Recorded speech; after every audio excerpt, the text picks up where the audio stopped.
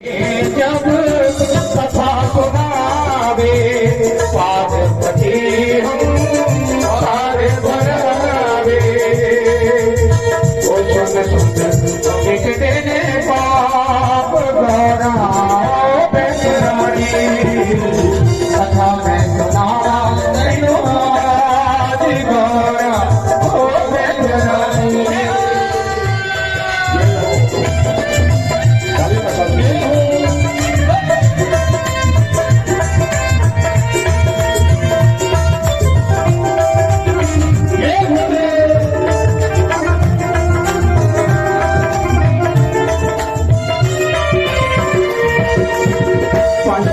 दिवस की कथा सुनाई पंचम दिवस की कथा सुनाई। जब पांचम दिन की कथा चलने लगी, पंचम दिवस की कथा शुरू हुई तो पंचम दिवस की कथा सुनाई पंचम दिवस की कथा सुनाई। पार्वती को नींद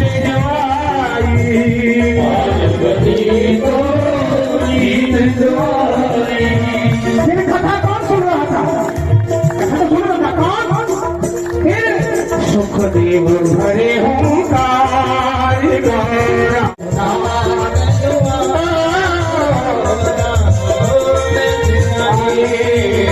कथा में सुनावा तेनु आज गौरा ओ बेदनाई कथा में सुनावा तेनु आज गौरा ओ बेदनाई।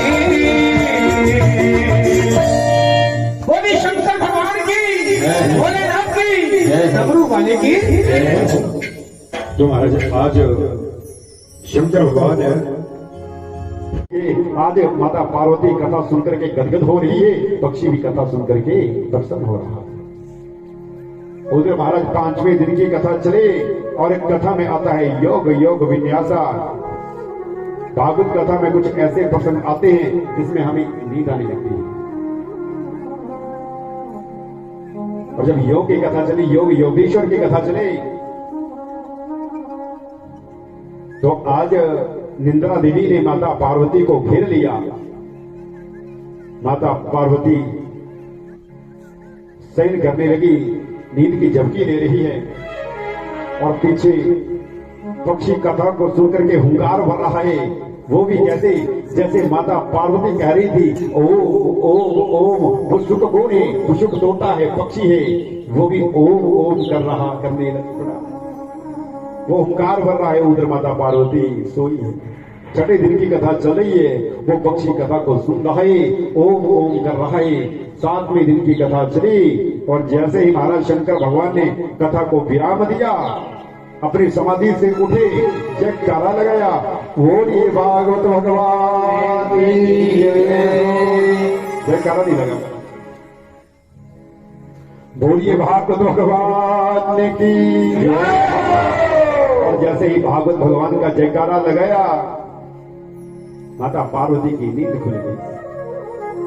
माता पार्वती ने कहा कथा हो गई। शंकर भगवान कहने लगे कथा किसने सुनी? तो कहा मैंने योग के पीछे तक की कथा सुनी, आगे की कथा गई। शंकर भगवान ने मना कर दिया, कहा कथा पूरी हुई। लेकिन शंकर भगवान कहने लगे कथा सुनी तो सुनी किसने?